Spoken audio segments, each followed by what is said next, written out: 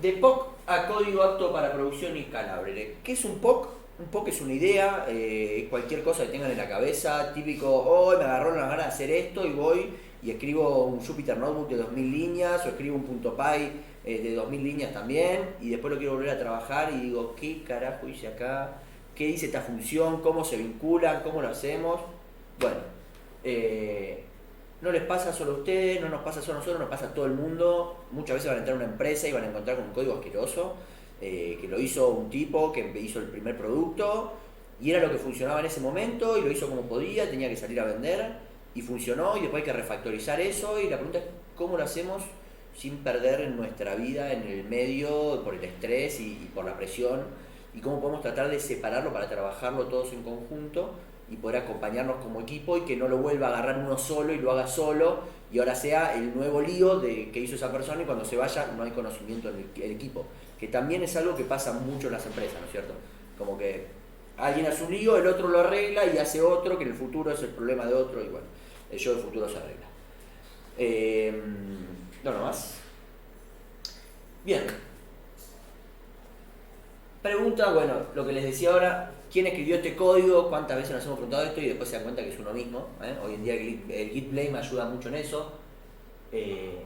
Pregunta general, ¿hay alguna vez tocaron un código que les dé miedo? Cosa que decir, yo no quiero tocar esto porque si lo toco me como el garrón en producción después de tener que arreglarlo. Típicamente mi propio código. Pasa un montón. Y la idea es aprender a jugar con eso, ¿no? ¿Pienso lo que escribo o escribo lo que sale? Nos ponemos filosóficos, toda la onda, pero también es una que pasa mucho. Muchas veces está bueno y es parte del proceso escribir lo que sale. Y después lo reiteramos, ¿no? Porque la programación teóricamente es un proceso iterativo donde vamos mejorando las cosas. Entonces, bueno, no nos castiguemos cuando hacemos algo como nos sale. Seamos buenos con nosotros, entendamos qué es lo que pudimos hacer para llegar a lo que queremos y vayamos a tunearlo poco a poco, ¿no? Porque gracias al yo de pasado estamos hoy acá y eso ya es un montón. Bueno, la pregunta de abajo venía justamente a la de arriba, ¿está bien, está mal? Mi teoría es que está bien escribir lo que sale y uno entenderlo como parte de un proceso iterativo y eso es algo lindo cuando uno se puede empezar a sacar esto. ¿Quiénes somos? Bueno, mi nombre es Ramiro, soy autodidacta, trabajé de todo lo que se les ocurra, puedo preguntar, hice 1000 cosas. Desarrollo hace ya 5 años de manera profesional.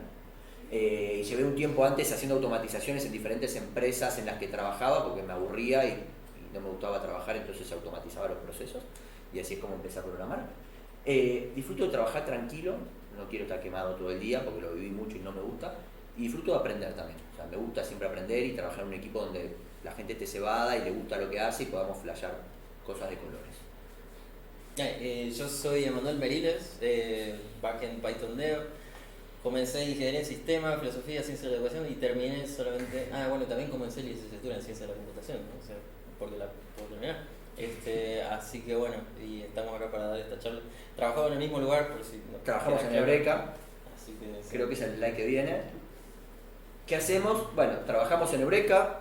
Eureka es una empresa que trabaja con clientes, como todas las empresas.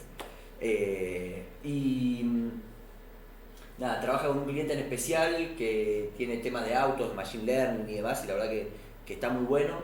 Los dos ahí trabajamos como desarrolladores backend. Trabajamos mucho con Fast API, eso es algo que me cambió mucho. Yo venía mucho del modelo de Django y monolitos y demás, y acá empezamos a laburar mucho en microservicios, empezar a laburar con cosas async y toda esa cosa es lo que me está volando ahora y me está como interesando investigar y demás. Sobre todo cuando tenés como muchos clientes que te consumen y tenés que tener performance y cuando empezás a hacer cosas empiezan a escalar exponencialmente y se te hace un quilombo entero, lo cual es divertido.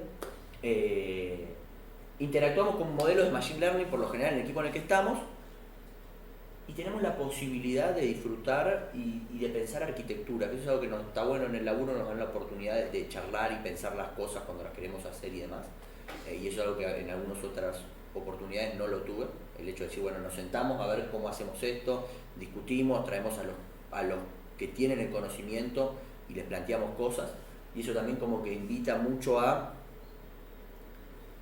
permitir equivocarse, a que todos pueden aportar, a que todos pueden venir y decir algo, Yo cuando entré al equipo, al mes ya estaba haciendo una propuesta de arquitectura de una cosa, y cuando la llevé, los ingenieros de Estados Unidos, de todos lados, me la tomaron, me escucharon, me recomendaron cosas, fue como una charla muy amena.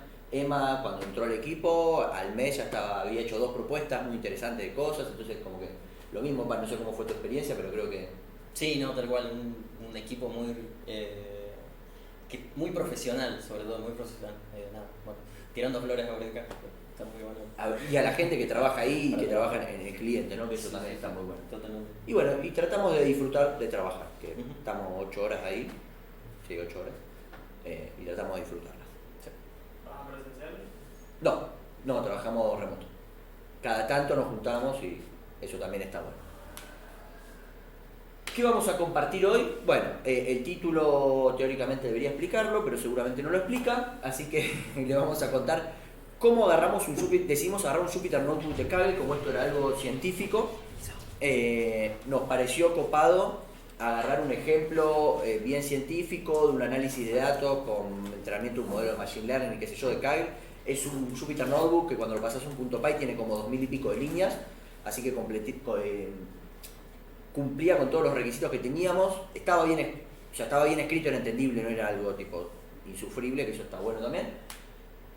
Y decidimos compartir las etapas que realizamos para poder convertir eso en algo que sea más productivo, cómo lo separamos, qué decisiones tomamos, cómo separamos las clases, cuál es un poco la filosofía dentro de esas clases, dónde pusimos los límites y demás. Les vamos a compartir todos esos conceptos que estuvimos trabajando, un poquito como para charlar y hablar un poco de eso. Le vamos a presentar una actividad. Nosotros hicimos este proceso, separamos una parte del código, dejamos ejemplos y creamos los issues en el repositorio para que ustedes puedan tener como ejemplo cómo separamos el trabajo, y a la vez creamos issues para que ustedes puedan agarrar y ponerse a trabajar de manera, pueden elegir o trabajar solos o trabajar en grupo, pero todos mismos van a poder trabajar en el mismo repo al mismo tiempo, sin chocarse, logrando construir algo juntos, ¿no es cierto? Entonces la idea de la parte hands-on va a ser más que nada que ustedes puedan ver lo que hicimos y desarrollar si quieren, y como la idea superadora, así como super wow, sería que ustedes puedan revisar el Jupyter Notebook, elegir qué otra parte del código extraer y escribir los issues para cómo lo harían, separándolo con las responsabilidades que dijimos de esta manera, como para que puedan tener también la experiencia de decir, bueno, che, tengo esto, cómo lo agarro, cómo lo parto y dónde lo pongo, ¿no es cierto? No vamos ya ni en pedo a hacer todo, pero es la idea.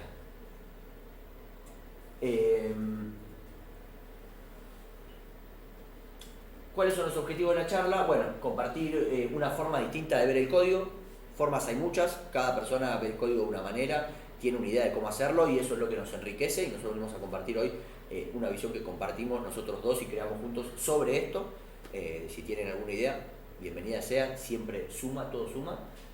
La idea es compartir la experiencia de un refactor hecho y de hacer un refactor, dejar un repo con guías y ejemplos, dejar este video, la idea es subirlo y ponerlo en el repo como para que la gente pueda jugar y esto se pueda replicar, y dejar un repo que pueda seguir refactorizando, que puedan decir, bueno, tengo ganas de meter amigos que no saben nada, tengo ganas de flashear, pensar algo, y lo meto a gente, le escribo los issues y lo puedo trabajar y ya está todo armado, está dockerizado, tiene un make, que le pones make run y levanta todo mágicamente, divino, hermoso. No tiene test, muy mal, pero bueno, no me voy a poner a hacer test para esto, pero hay que hacer test, Claro, eso es un PC. Pero bueno, en la vida real esto tendría su batería de test, pero entre el trabajo y demás, no llega. Así que nada, eso. Sí. Bueno, yo les voy a hablar un poco de... Vamos a evangelizar un poco la palabra de Marie Kondo acá. Marie Kondo es esta chabona de Corea. Japonesa. Es una señora de origen oriental. Ahí va. Claro, que tenía una serie donde ordenaba y era el reality sobre verla ordenar. Y el placer de ver ordenaditas, cosas así bonitas. No tenemos TOC para nada, Bueno, así que sí. es un poco como que nosotros le vemos los beneficios, que son muy hermosos, como un horizonte de trabajo, todo esto que decíamos al principio, ¿no? Que a veces te da miedo meter mano en código y es como que creemos fuertemente que con estas prácticas, de hecho día a día lo validamos, que siguiendo esas prácticas no da miedo y es escalable y es testeable muy fácilmente. Así que sí, un poco eso. Sí. Adelante. Así que bueno, en esta sección sí vamos a estar siguiendo un poco el proceso que hicimos paso a paso para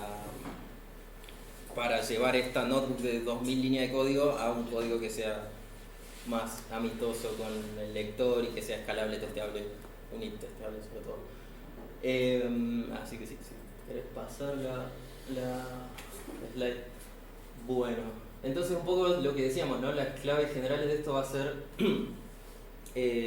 como primero y principal, identificar grandes secciones, le llamamos pasos, responsabilidades en un proyecto o como, claro, pasos en un proceso, ¿cierto? De transformación de una entrada a una salida, ¿sí?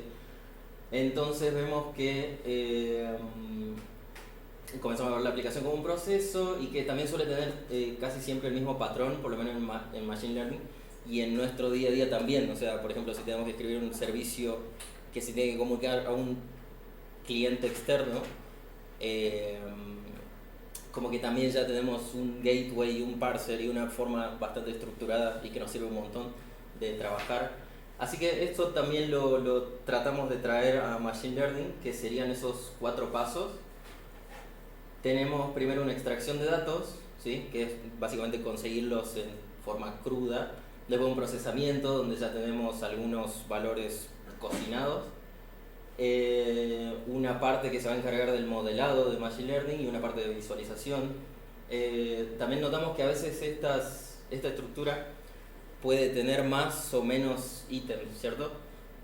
No sé si a alguien más se le ocurre alguna otra sección más en esto de Machine Learning.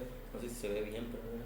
Y suelen ser, claro, es algo que yo notaba, suelen ser materias en diplomatura de ciencia de datos, como por ejemplo tener visualización, limpiado de datos. Y así Yo como... Digo, yo separaría modelado en dos.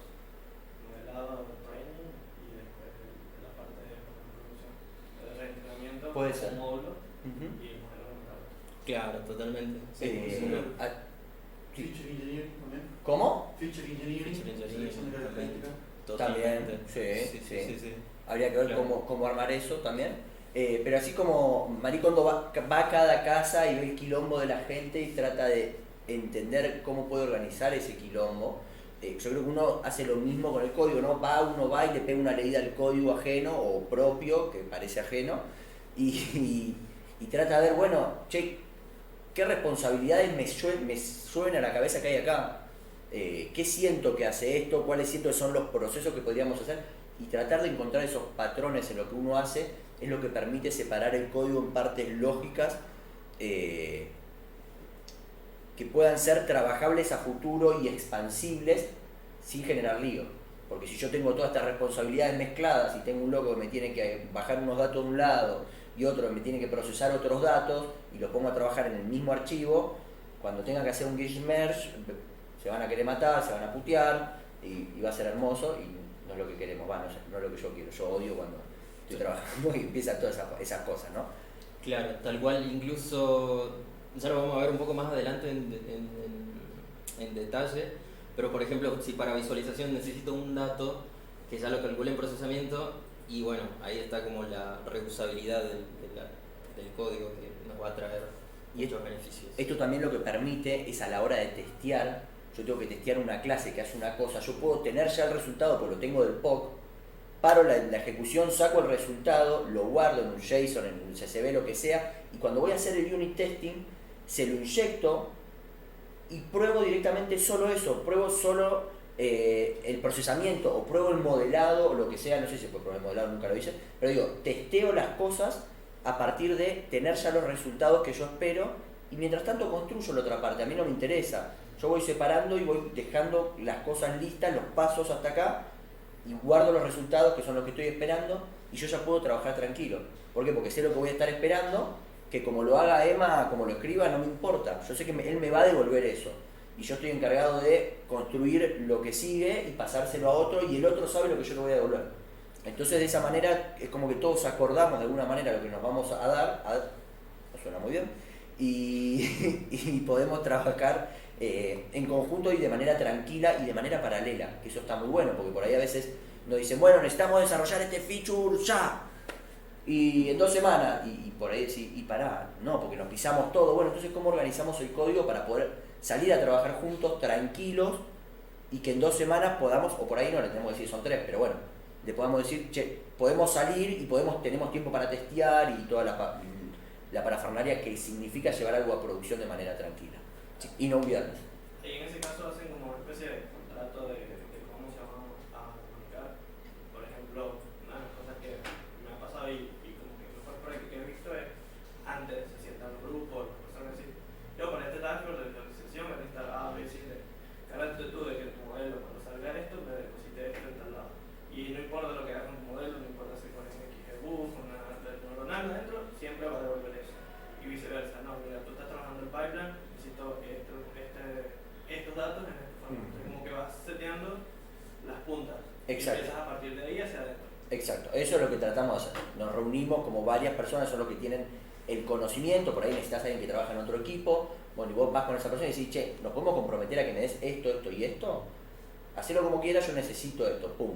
Y haces ese contrato y de esa manera vos desarrollás tranquilo tu parte y podés seguir escalando, ¿no es cierto? Claro. Vas como por tareas más granulares, te da mejor perspectiva para qué capacidad puede desarrollar el equipo, un montón de cosas. Y más idea también para cuando te toca puntar la tarea y decir cuánto en Fibonacci o en hora, no sé, lo que haga cada empresa, decirle, che, yo sé que esto me va a llevar tanto tiempo y no importa si dependo de Pepito o no, o sea, yo esto me lleva, entonces sabes que tu equipo puede comprometerse de una manera más tranquila y además cuando empezás a partir las cosas en pedazos más pequeños, empieza a pasar que de repente el equipo empieza a tomar real conciencia de las capacidades que tiene. Y eso está buenísimo porque el equipo empieza a tener más confianza, empieza a laburar más tranquilo y empieza a saber y poder hablar de una manera mucho más suelta y no está pensando que no van a llegar y todo eso. Claro. Igual siempre tiren un poquito más para llegar más holgado, ¿no? Pero yo no lo dije. Yo lo hago. Bueno, ¿cómo vamos? No sé, está ahí una nota también, siéntanse libres de interrumpir, de levantar la Sí. mano, de cualquier comentario o duda también, por supuesto. Así que bueno, si vamos bien, si les parece vamos a pasar ahora a explicar un poco el proceso que nosotros llevamos a cabo, ¿sí? Para pasar de esta notebook de 2000 líneas de código a una cosa más amistosa y más hermosa y escalable, como nos gusta a nosotros, maricondearla básicamente. Así que bueno, la primera etapa que nosotros detectamos es, si antes habíamos detectado 4 pasos, sí que son esos de allá del costado, obtención, procesamiento, modelado y visualización. Entonces una primera iteración o primera etapa de separado del código va a ser dividir bloques de código según la responsabilidad que tengan, ¿sí? Entonces lo que se va a hacer es acá, como se dice, identificar y copiar los bloques de código a cada archivo correspondiente. Es decir, si yo veo un bloque de código que me está ploteando cosas, bueno, lo voy a tirar a visualización, así, de pecho, ¿sí? Si otra cosa tiene un modelado un entrenamiento de un modelo, lo voy a tirar en el paso 3 de modelado y así sucesivamente, ¿sí? Bueno, por supuesto conservar el original por si hay que debuguear y estoy rompiendo cosas, Sí. clave y necesario. Así que un poco es eso, tampoco detenerse mucho, bueno, nosotros no nos detuvimos mucho a pensar, ¿viste? Esto que es procesamiento. Si te confundís, después se puede reacomodar. O sea, Claro, la clave que encontramos es hacerlo iterativo. Primero una vuelta, después otra vuelta, después otra vuelta.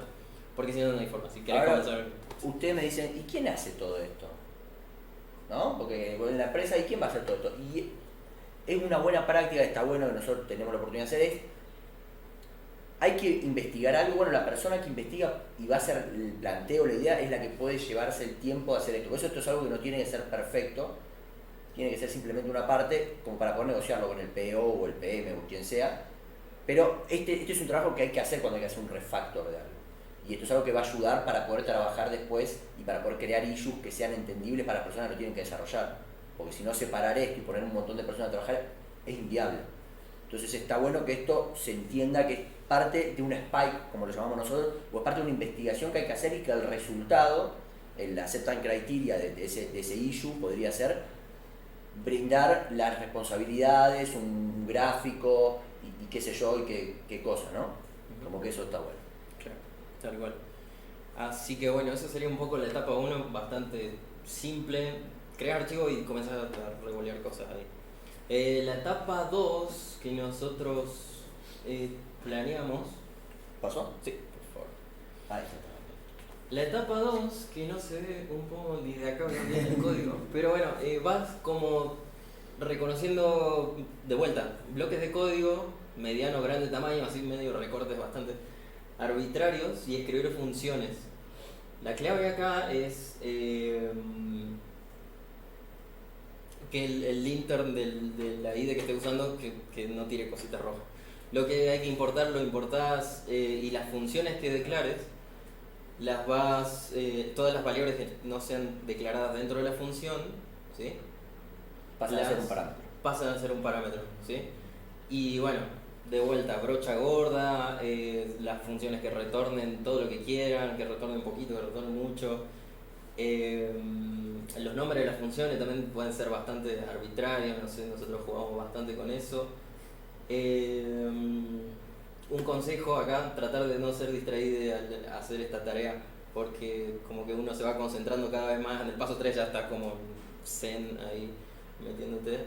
Y bueno, también por último, los pedazos de código que vos digas, esto no va en procesamiento, va en visualización, los tirás a visualización. Los podés ir migrando en una segunda iteración. Y el objetivo principal de esto es la idea de decir, bueno, primer paso, tiré todo. Segundo paso, trato de empezar a entender qué tiré.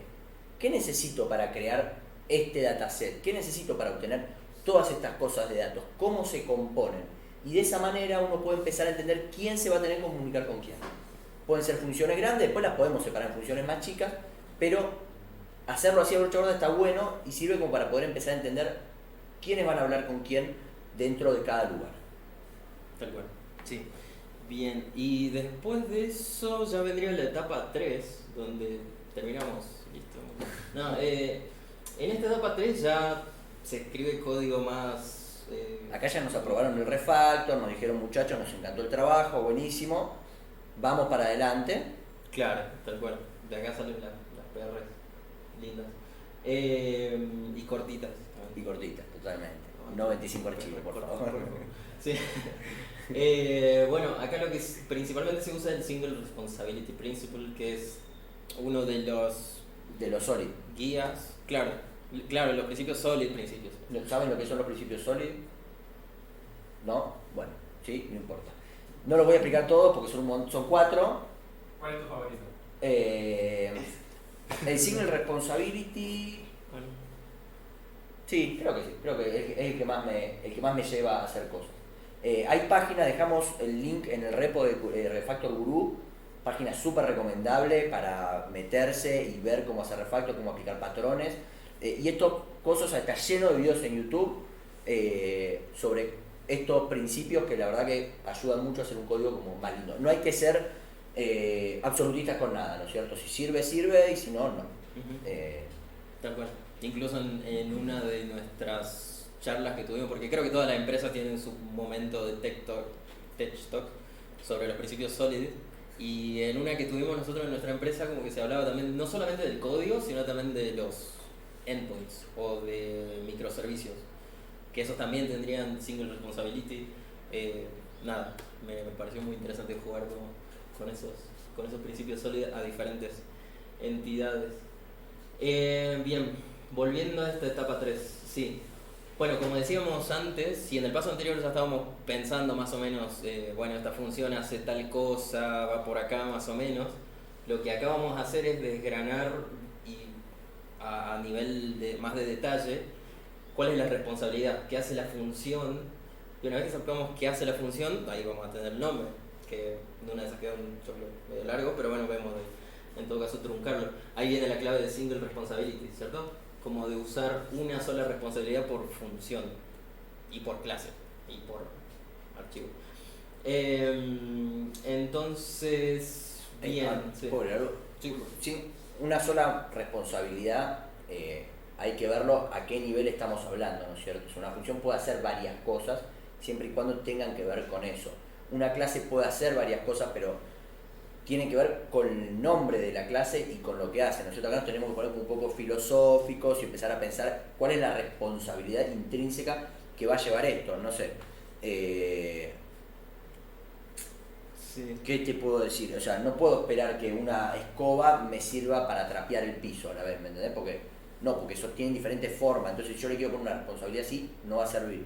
En este caso, si yo a una función de parseo de datos le pongo a una clase que se encarga del manejo y el ETL y qué sé yo, le pongo una función de obtención de datos, medio que me estoy yendo para otro lado, ¿no es cierto? Como que lo estoy mezclando, o si le pongo cosas de Machine Learning, lo mismo, es como que no estoy rompiendo. Y eso siempre, estas responsabilidades, siempre van a depender de los patrones que ustedes hayan elegido. O sea, si ustedes dijeron que un patrón es obtención de datos más procesamiento, perfecto, porque es lo que ustedes eligieron, pero tienen que seguir de acuerdo a eso y pensar las responsabilidades en base a eso. Claro, tiene que haber coherencia un poco en lo que uno dice y hace, porque si no después te metes y lloras. Sorry.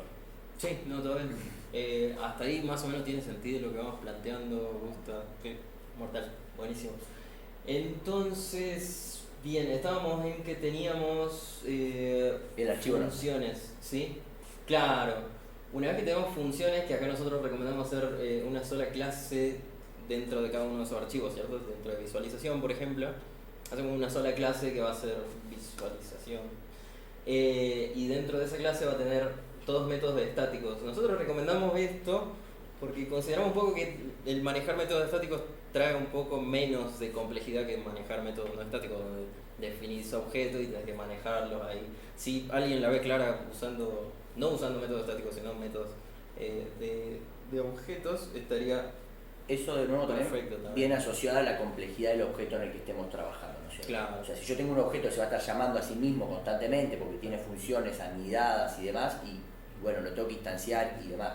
Pero si yo tengo un objeto que simplemente lo uso para llamar y lo trabajo desde otro objeto que es el que consume las cosas, no tiene sentido que lo instancie, simplemente se lo paso, hago todos static methods y me olvido de eso porque no tiene sentido que esté el self ahí, no tiene sentido instanciarlo y ese tipo de cosas. Claro. Pero no, es mismo a la complejidad de lo que estemos construyendo, ¿no es cierto? Si tienen preguntas, te veo cara de pregunta. ¿Por qué no usar solo funciones? ¿Por qué no usar solo funciones? Sí, en vez de tener un montón de static methods, decir, bueno, ahora son funciones. Porque entendemos que, y esto es de acuerdo a lo que piensa cada uno, yo entiendo que si hago una clase es porque tiene cosas que van a estar relacionadas, o sea, están todas juntadas en un lugar, entonces en vez de importar el archivo, importo la clase, se la paso, permito la inyección de dependencias, que eso también me sirve mucho. Yo no puedo inyectar todas funciones separadas. Sí puedo inyectar una clase a un método, a otra clase que es la que va a manejar toda la lógica. Entonces al tenerla encerrada ahí, la paso y llamo los métodos desde quien lee la lógica y después, que es lo que vamos a hablar después del servicio. Yo cuando leo el código para entender qué es lo que pasa, no sé, por ejemplo, tenemos alguien que hace todo, orquesta todo esto. Yo leo palabras. Leo, desde la gateway traeme el archivo. Desde el ETL aplica este proceso. Desde el ETL aplica este otro proceso. Y así sucesivamente. Y voy leyendo toda la lógica y entiendo qué es lo que pasa en ese proceso.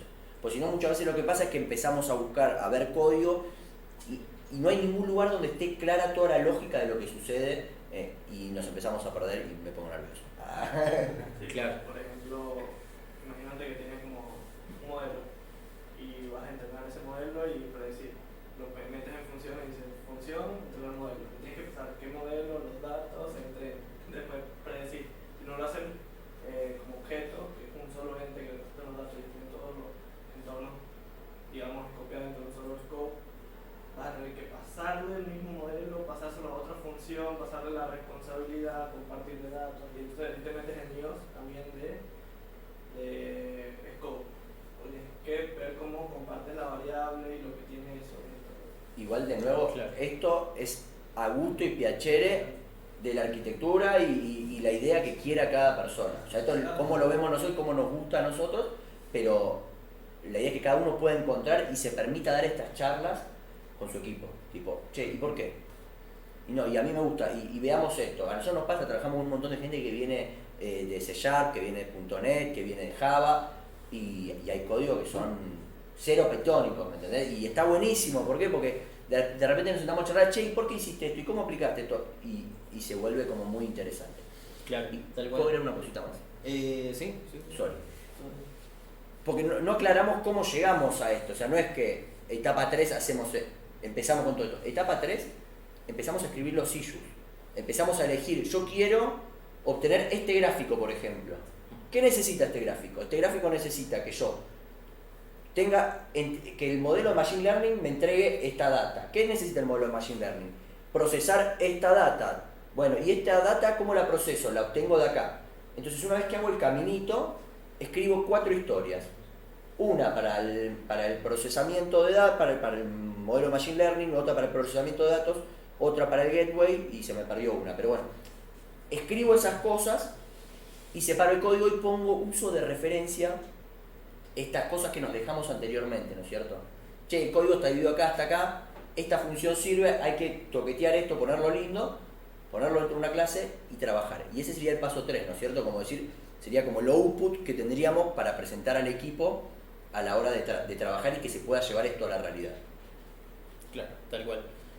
Y claro, llega el momento entonces de que una vez que tenemos esos 4 archivitos ahí felices y contentos con los métodos públicos, que escribimos un servicio principal, ¿sí? El que va a decir, voy a tomar de acá esto, después voy a tomar de acá esto, después voy a tomar de acá esto, y arma la receta general. Y lo hermoso también de eso es que si se viese en la resolución, es que tenemos bien declarada la primera parte de obtención de datos, después a esa se la pasamos al procesamiento de datos, después a un modelado y después a una visualización.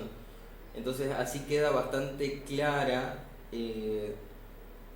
bastante claro cómo es que llego al resultado que estoy buscando, ¿sí? Y ahí también podríamos pensar un poco en la respuesta de tu pregunta, que ahí también está bueno usar clases, porque ponerle que yo tiro todas las funciones en cada uno de esos archivos y después digo, bueno, de tal lugar lo importo, creo que lo que decías vos también, que va a quedar mucho más prolijo y mucho más claro, digamos, si usamos nombres de clase que sean representativos. Por ejemplo, la clase dentro de procesamiento de datos se puede llamar Y procesamiento además de datos. también lo que permite es, supongamos que de repente nos dimos cuenta que el procesamiento de datos estaba mal y no queremos escribirlo ahí, queremos cambiarlo, otro archivo, otro nombre, lo que sea. Yo simplemente le paso otro procesador de datos que consuma lo mismo y devuelva lo que va a estar esperando el otro. Y le cambio la clase directamente. No tengo que modificar un montón de funciones dentro de un archivo, sino que creo otro archivo dentro de los procesadores de datos y después se lo inyecto, inyectándoselo lo paso directamente. Y cada cosa tiene su unit testing, no rompo nada, salgo tranquilo y eso. Tal cual. Sí, bien, entonces, bueno, esa sería un poco la presentación de las 3 etapas. Probablemente ahora haya quedado un poco medio en el aire, pero tenemos todo un repo para respaldar. Una pregunta. Sí. Nunca entendí, los códigos no son muy grandes. O sea, las clases como algo bien lógico del código, ¿no? Pero la división entre archivos nunca me quedó clara, como módulos, esa parte se me hace difusa.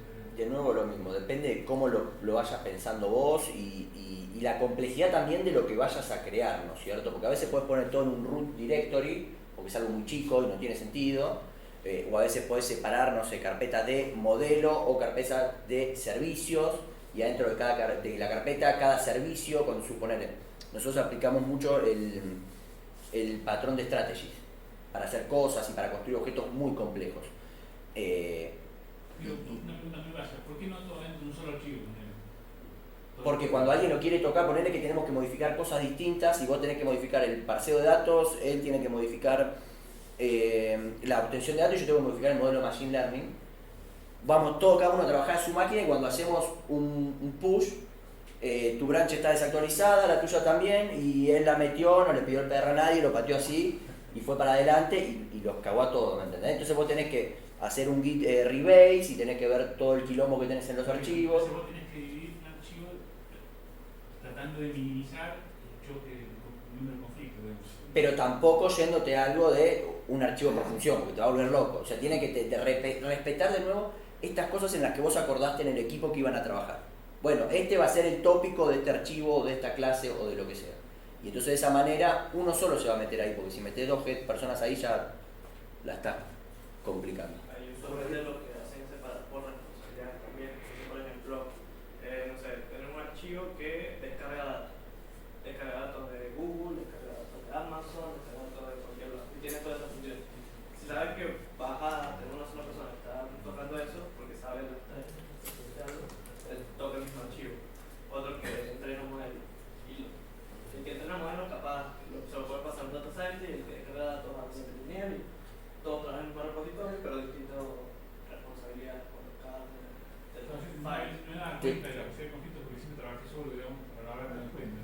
Bueno, sí, por ahí también está bueno entender esto de cuando se habla de escalabilidad, justamente que está en el título de la presentación, no hablamos solo de performance ni de cuántas instancias se pueden hacer en una clase, sino se habla del mantenimiento del código. Claro. De cómo escala el mantenimiento de tu código es parte de... Porque escalar los servidores, escalamos horizontalmente. Ahora las personas no las puedes escalar horizontalmente. O por más de que contrates 100 personas y lo metes a trabajar en un código que está todo tocado, va a ser el peor proyecto de su vida. 100 personas, porque más lento quedó. Claro, totalmente. Sí. Sí. Y va a llevar a discusiones que no son lindas también. Bueno, no nos abrumemos, muchos papeles, muchas teorías, muchas cosas. La idea ahora sería repasar un par de conceptos. Single responsibility. ¿Cómo nos va cuando tratamos de hacer muchas cosas a la vez? Yo a veces en el trabajo digo, bueno, voy a cortar para cocinar, voy, pongo el arrocito, pongo a saltear la cebolla, me voy, sigo codeando y de repente siento un olor, se me prendió fuego todo, tengo que volver. Nada, no sé ustedes, pero a mí por lo general me va mal cuando trato de hacer muchas cosas a la vez, salvo que esté muy concentrado y me ponga muchas alarmas en el reloj con el nombrecito de lo que tengo que hacer. ¿Cómo nos sentimos cuando leemos un código? Hacemos 1000 cosas, ¿no es cierto? Entrás así y decís, bueno, te toca trabajar en esto, y lo ves y decís, no sé si quiero trabajar en esto. No sé si a ustedes les pasa, pero a mí me pasa. Bueno, lo mismo con una función o lo mismo con una clase. Cuando vemos una clase, una función enorme o una clase que es gigante, que no tiene variables claras, como que es un poco abrumado. Yo soy muy rompepelota con escribir variables que digan, no me importa si queda así la variable, pero que me sea representativo, ¿no es cierto?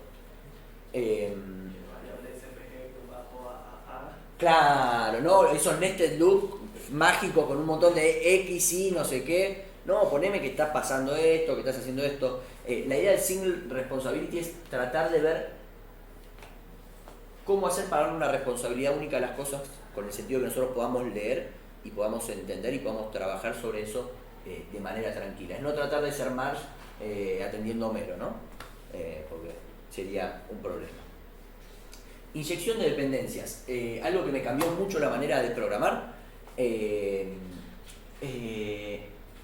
Cuando uno va a comer le gusta saber más o menos lo que tiene, o no sé a ustedes, pero a mí no me gusta cuando veo un guiso así que tiene cosas raras, no sé si un cangrejo o qué, soy medio raro con eso.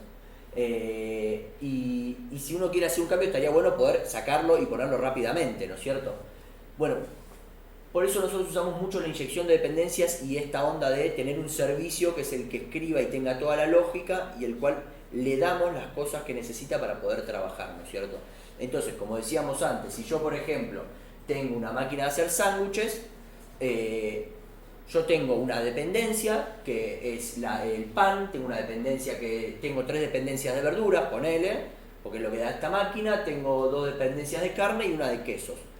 Entonces yo puedo cambiar y ponerle las cosas y no importa qué es lo que le ponga ahí porque sé que eso va a recibir un queso y va a entregar un queso y mi servicio es el que orquesta todas las dependencias para poder brindarme lo que yo necesito. No importa qué es lo que yo le esté pasando, siempre va a funcionar.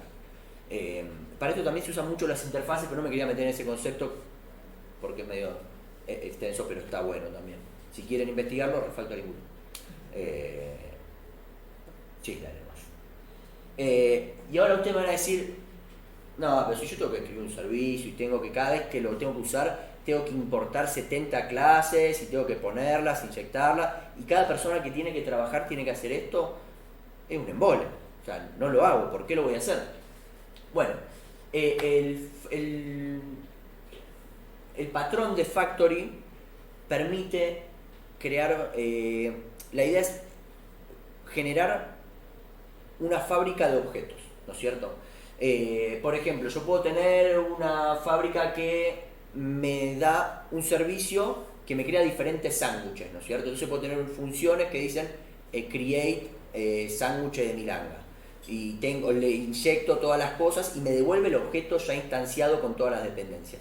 Bueno, lo que nosotros solemos hacer es, al final de la clase, creamos un método estático que se llama build, donde instanciamos el objeto complejo que tenemos con todas las cosas que necesitamos y lo vamos modificando. Esto también lo que nos permite, que está muy bueno, es que si yo cambio diferentes partes y tengo que cambiar las dependencias que le tengo que poner, yo voy solamente a un archivito, que es donde está la clase creada, le cambio la dependencia y no tengo que cambiar ninguna otra parte del código, porque todos usan el método build para poder construirlo a lo largo de toda nuestra aplicación. Entonces me ahorro un montón de pasos, un montón de refactor y un montón de cosas o de archivitos con una línea sola de código, ¿no es cierto? Y puedo crear tantos métodos build como quiera también, ¿no? Si quiero tener variedad de instancias de este objeto. ¿Está bien? ¿Tienen preguntas? Estoy yendo muy rápido, solo hablar rápido. Sí. Para Python no tenés las interfaces, pero implementan, no sé, siempre la clase abstracta y después definen... Dependiendo. Cuando yo trabajo con el patrón strategy, implemento clase abstracta. Ahí sí. Cuando hago cosas de parseo o de otras cosas, no tanto, porque a veces no le veo sentido, pero lo ideal sería poder implementar siempre una clase abstracta que tenga un método que devuelve el coso final y adentro métodos privados que construyen eso, y entonces ahí sí los podemos cambiar, pero sin ningún problema, y los tiramos a troche y moche, ¿no es cierto? Claro, yo digo como para asegurarte de que Sí. utilicen lo que vos querés, digamos, decir, bueno, si querés usar este proceso, Tenés que usar esta interfaz. Heredar tus objetos de esta clase abstracta y sé que van a servir con mi código. Sí, a veces lo usamos con eso, y lo usamos mucho con el patrón de repositorio también, para hacer la inyección de la base de datos y cambiarla, pero bueno, eso es otra charla que también está buena, pero sí. Tal cual. Bien, bueno, lo que vamos a ver ahora un poco, ¿te parece si lo sigo dejamos un poco? Sí, seguilo. Ya le voy a meter. Le voy a tratar de explicar volviendo un poco a la idea de los 3 pasos que utilizamos, ¿sí? Lo que nosotros consideramos que es una estructura que es más o menos replicable, bastante replicable en Data Science, ¿sí? Entonces, esto, de vuelta sería Yo se lo traduzco. No entiendo, get no sé qué, get no sé qué. Mal, sí, va a estar... Sigue hablando, nada que... bueno, de vuelta volviendo a pensar la estructura del código como proceso, ¿cierto? Como proceso que tiene diferentes pasos, ¿sí? Un primer paso nosotros lo pensamos como la obtención de datos, como habíamos dicho antes, y había intentado relacionarlo, ya un poco, tal vez se entienda, con suerte se entiende más adelante, porque este es un Yellow Ranger. El Power Ranger amarillo. No hay... no hay... La idea es entre todos formar un equipo, ¿sí? Exactamente, claro. Entonces, después de una etapa de obtención de datos, se puede pasar a una etapa de parseo, ¿sí? O de trabajo de datos. Sí, parseo entendiéndolo como una cosa que recibe cosas bastante duras y después recibe tipos, tiene de salida, tipos de datos como concretos, ¿sí? O sea, acá para la salida de un parser encontramos como muy importante que tenga tipos de datos definidos, ¿sí? Que eso a veces puede ser ignorado, a veces está bueno hacerlo, ¿sí? Entonces ahí tenemos otro Power Ranger más. Después una tercera etapa de procesamiento, que era de vuelta a lo que decíamos antes, que tratamos de que todos esos datos que todavía ya están limpios, ¿sí? Pero ahora les queremos extraer información, queremos hacer ciertos procesamientos, no sé, procesar columnas enteras, hacer cosas más interesantes ahí con todo lo que nos trae. Numerología. Claro, numerología, y ahí tenemos el Red Ranger. Después vemos como una etapa también modelado de Machine Learning, o sea, acá se crean los modelos, se los entrenan, se hace todo lo que tenga que ver con modelos. Después tenemos, bueno, lo que decíamos hace rato también, una etapa de visualización. Y finalmente el servicio principal que va a estar consumiendo a todos los anteriores y que va a tener funciones muy generales, ¿sí? Ahí no se llega a ver, pero el método que tiene la clase principal, la que está arriba, que es verde, se llama hace una receta, ¿sí?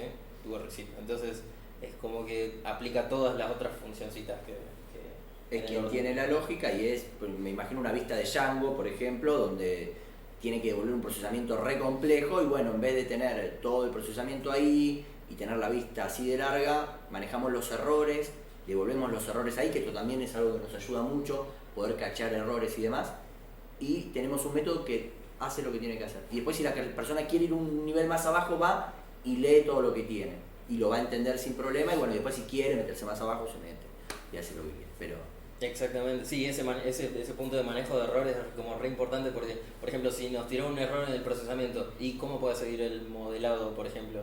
Si nos tiró un error en la limpieza de datos, ¿cómo puede seguir?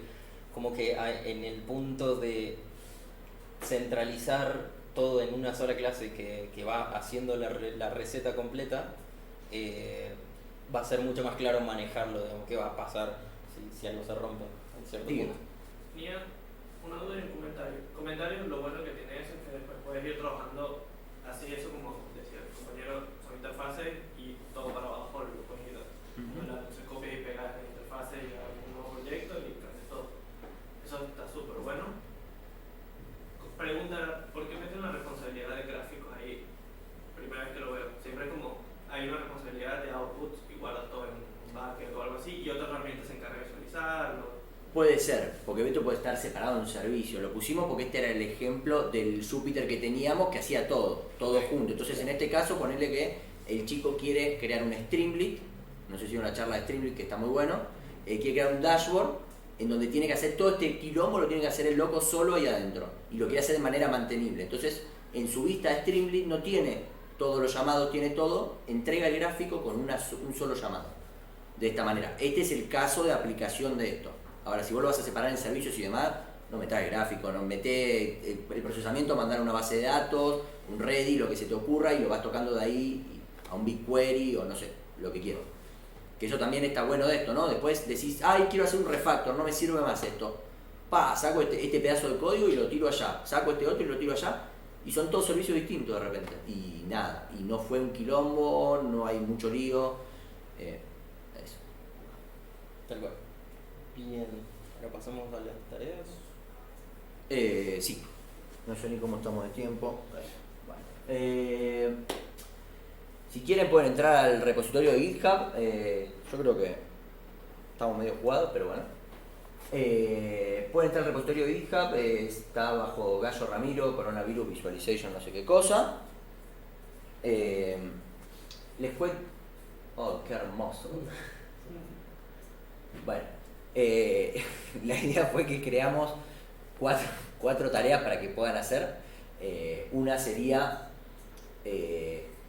traer datos, la otra sería procesar los datos para un gráfico específico, la otra sería aplicar el modelado y la última sería graficarlo y agregarlo todo esto al servicio y las clases que ya están creadas dentro del repo, como para que puedan jugar.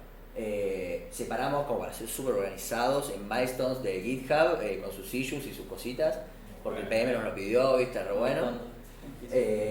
Como verán, falta del action que te mande el mail, te mande las estrellitas y nos vamos con todo. Entonces, este fue el que hicimos nosotros, el primero, y están los issues creados y están cerrados con su pull request como corresponde, como para que puedan ver un ejemplo de cómo sería laburarlo.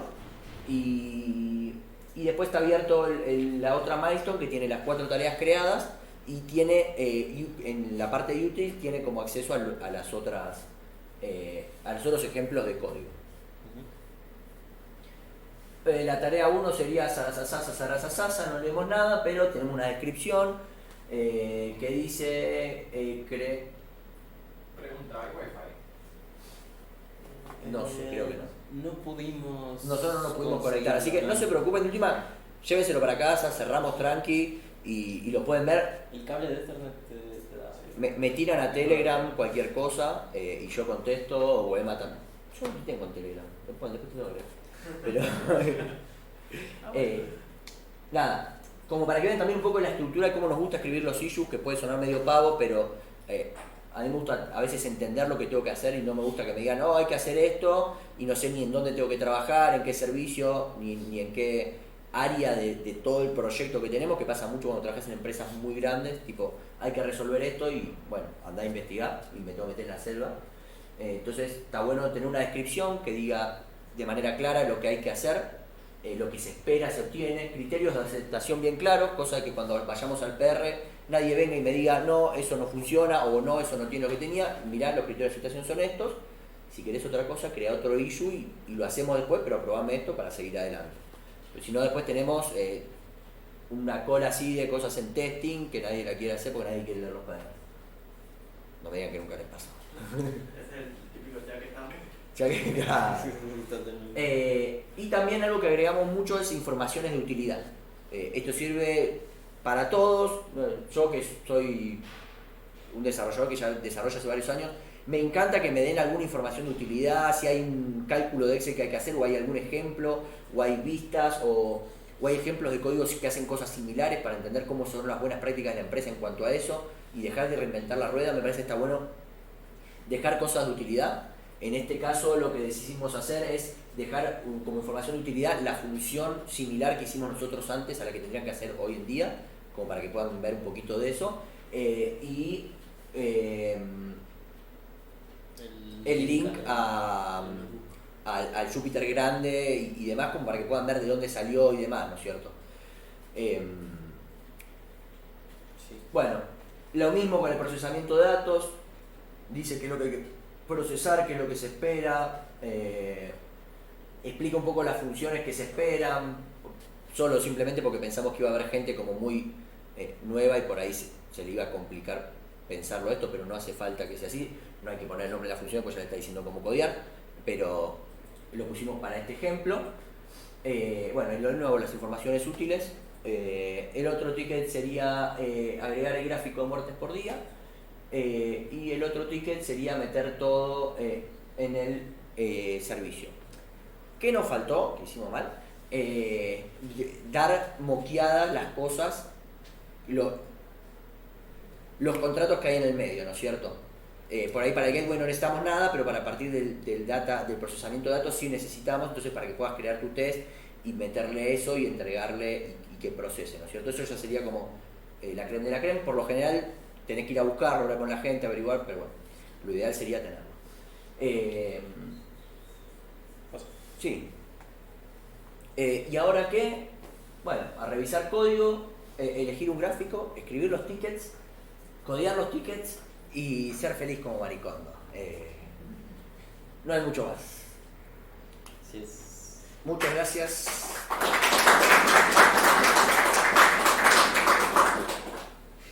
¿Preguntas? Discusión, me ha pasado. Tenemos un ratito, así que si quieren discutir algo, discutamos y si no... Los test los hacen por responsabilidad.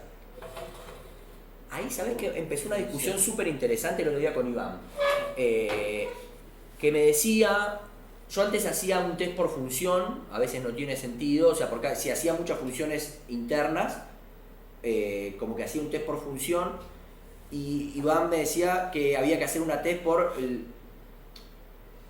la funcionalidad que brinda el todo, ¿no? Yo trato de testear por cada clase con las cosas y testear el output y el input y algunos errores que pueden llegar a pasar. Pero es algo que estamos repensando un poco, porque a veces tenemos muchos tests de cosas muy chiquitas que no tienen sentido y por ahí puedes poner un buen test grande que le pegue al objeto general y saque todo. Pero lo estamos aprendiendo. ¿Usan TDD? Usamos TDD, sí. Yo soy re pesado con eso. No pesado con el equipo, sino pesado conmigo mismo. O sea, a cada repositorio al que entro y no tiene para poder usar IPDB y qué sé yo, voy, le meto IPDB, le meto todas las pavadas para poder codear y poder hacer TDD tranquilo, porque TDD es Test Driven Development. Es como que la idea de que vos crees un test y después crees la funcionalidad. O sea, yo te doy esto y espero que me des esto y después vas a crear la funcionalidad y ves si funciona. Entonces, súper resumido, ¿no? Hay toda una cultura, hay gente que da curso de esto. Y después ver si la función anda, vos escribís cómo querés que ande la función y después si que la función. Si la función anda bien, vas supuestamente a pasar los test que vos ya escribiste, porque vos ya sabés qué querés que te devuelva. Lo que yo entiendo es que los test que uno escribe es un subconjunto extremadamente chiquitito de todo lo que la función puede hacer, ¿o no? No debería, pero sí. Y igual no podés atacar todo ni a patadas. Sí. Porque además sos un ser humano que tiene limitaciones y que tiene su sesgo y que piensa que las cosas funcionan de una manera. Y ahí está la clave de la escalabilidad que hablábamos. Y de que te hagan buenos PR también. Un PR es cuando vos subís el código y alguien lo ve y te dice, che, mirá, esto está bueno, pero estaría bueno agregarle esto. Y eso, ¿no? La prueba del código para subir a producción, Claro. la discusión, agregar esto, agregar esto, cuando estamos todos de acuerdo que eso está bueno, subimos. Sí. Ten en cuenta también que cuando vos haces test, a veces no haces test. Hablamos del test, no es un test. Son varios. Porque si la función te devuelve un entero que hay una división, las entradas no pueden ser cero, pues se divide por cero, las salidas podrían no ser negativas porque no te sirven, que te devuelven un negativo no son lo que vos aceptás. Hay un montón de test que hacen que hay un montón de condiciones para que tu función cumpla con lo que vos querés que haga. No es que un test y si no pasa, no pasa. Claro. Una función de 8 son 9 test de distintas situaciones, valores máximos, valores mínimos, pasa el máximo, valores incorrectos, valores que hagan craquear y que vuelvan a qué cosa. Y eso es si la función retorno, digamos. Si la función Sí, retorna- claro. Siempre retornan algo, pero si la función no retorna nada, al final te mete algún bug, no te mete, te publica una API. Algo y hace. la función. Algo hace. Porque si modifica un objeto y no lo devuelve porque está en memoria, no, bueno, porque está ahí y lo pasa directamente, tenés que comprobar que hizo el cambio que hizo. No, pero Algo yo así. en el sentido de un test, porque si tiene un bug podría quedar. Bueno, esa es una otra que hay. Si vos tenés una función que dice, si yo te mando un 4, te devuelvo un 8, y te mando un 4 y no te devuelve nunca nada, no está dando bien. Y también lo que te permite que cuando alguien viene y toca tu código y lo modifica porque lo tiene que hacer, cuando corren los tests, si rompen, el chabón puede ver que rompió una funcionalidad que no tenía que romper. Entonces tiene que ver cómo hacer que su código pueda a la vez no romper tu funcionalidad Las dos cosas, la tuya y la del otro. y hacer sus tests. Si no, se me cortarán los dedos. Yo uso test, pero digo, siempre la sensación como que uno está, o sea, es como que un paragüita nomás, con un enorme universo de posibilidades que se están escapando posiblemente. Puede ser, tampoco te tenés que hacer el análisis parálisis, no te va a quedar escribiéndole 700 test porque no va a ir a ningún lugar. Pero es el criterio que tiene que ir desarrollando cada uno a medida que va desarrollando y va viendo, y el criterio del equipo que el equipo decide implementar también, porque por ahí estás en un equipo que te pide todas las posibilidades habidas y por haber, y por ahí estás en un equipo que te pide que con 5 o 6 ejemplos está bien, y hay equipos que no te piden nada y bueno, allá el equipo. Y te vas generando test sobre la marcha, porque hoy por hoy hay una cosa que no probaste, porque no se te ocurrió, y viene el usuario y te dice, che, si yo pongo acá una J, no quería un número, porque yo puse una J. Y la rompió. Entonces ahí a partir que haces un test para que no acepte números, letras, o se acepte una letra que devuelve un error correspondiente sin romper todo, se va generando test a medida sobre la marcha. Claro, Y es muy difícil Sí. pensar Hoy. toda la cantidad de test que puedes poner de entrada a laburar. ¿Nada más? Buenísimo, muchachos. Gracias.